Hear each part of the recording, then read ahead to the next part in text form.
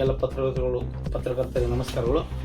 ಈ ದಿನ ಎಲ್ಲ ಪತ್ರಕರ್ತರನ್ನು ಕರೆದು ನಾನು ಪತ್ರಿಕಾ ಬೈಟ್ ಮಾಡೋದೇನೆಂದರೆ, ಅಥಣಿ ಪಟ್ಟಣದಲ್ಲಿ ಪುರಸಭೆ ವತಿಯಿಂದ ಸಸಿಗಳನ್ನು ನೆಡುವ ಕಾರ್ಯಕ್ರಮ ನಡೆದಿದ್ದು, ಸದರಿ ಸಸಿಗಳನ್ನು ನೆಡುವ ಸಲುವಾಗಿ ಈಗಾಗಲೇ ಅದು ಶೇಖರ್ ಗೌಡ ಪಾಟೀಲ್ ಅಂತ ಗುತ್ತಿಗೆದಾರರಿಗೆ ಟೆಂಡರ್ ಅಲಾಟ್ಮೆಂಟ್ ಆಗಿದೆ.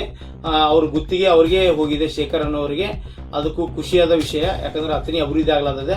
ಅದು ಟೆಂಡರ್ ಆದದ್ದು 3 ಪ್ರಕ್ರಿಯೆಯಲ್ಲಾಗಿದೆ.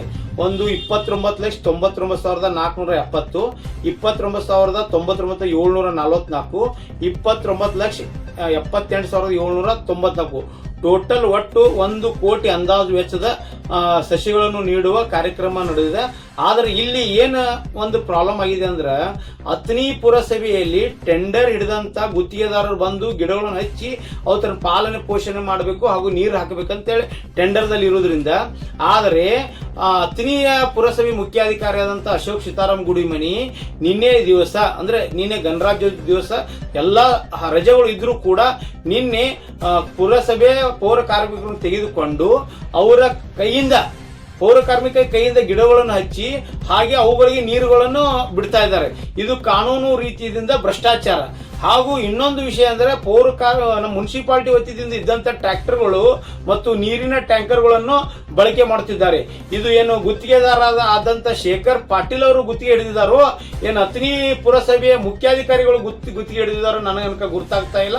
ಇದು ಅದೇನಂತಾರಲ್ಲ, ಶೇಖರ್ ಪಾಟೀಲ್ ಅನ್ನೋರನ್ನ ಮುಂದಕ್ಕೆ ಇಟ್ಟು ಅಶೋಕ್ ಸೀತಾರಾಮ್ ಗುಡಿಮನಿ ಈ 1 ಕೋಟಿ ರೂಪಾಯಿ ಭ್ರಷ್ಟಾಚಾರ ಮಾಡಿ ಈ ದುಡ್ಡನ್ನು ಗುಳ ಮಾಡುವ, ತಾನು ತಿಂದು ಹಾಕುವ ಹುನ್ನಾರ ಮಾಡುತ್ತಿದ್ದಾನು. ನಿಮಗೆ ಹೇಳಬೇಕಂದ್ರೆ, ಇಲ್ಲಿ ಅದು ಟೆಂಡರ್ ಆದ ಪ್ರಕ್ರಿಯೆ ಕಾಪಿಗಳು ಬೇಕಾದ್ರೆ ನಿಮ್ಗೆ ಇಲ್ಲಿ ಇದಾವು.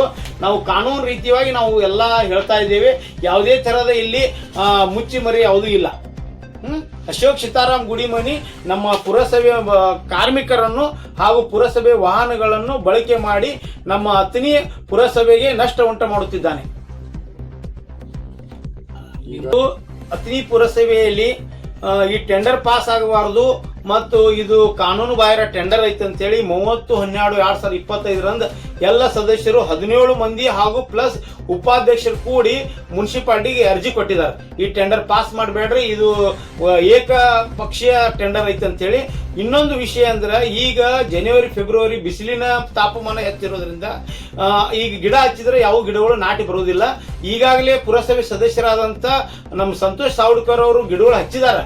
ಅವಕ್ಕೆ ನೀರು ಹಾಕಿ ಚೆನ್ನಾಗಿ ಬೆಳೆಸಿದ್ರೆ ಅವು ಗಿಡಗಳು ಆತವು. 1 ಕೋಟಿ ರೂಪಾಯಿ ಅದು ನಮ್ಮದು ಮತ್ತೊಂದು ಪುರಸಭೆ ನಮ್ಮ ಡೆವಲಪ್ಮೆಂಟ್ ಮಾಡಕ್ ಬಳಕೆ ಮಾಡ್ಬೇಕಂತ ನಾ ಕೇಳ್ಕೊಳ್ತೇನೆ.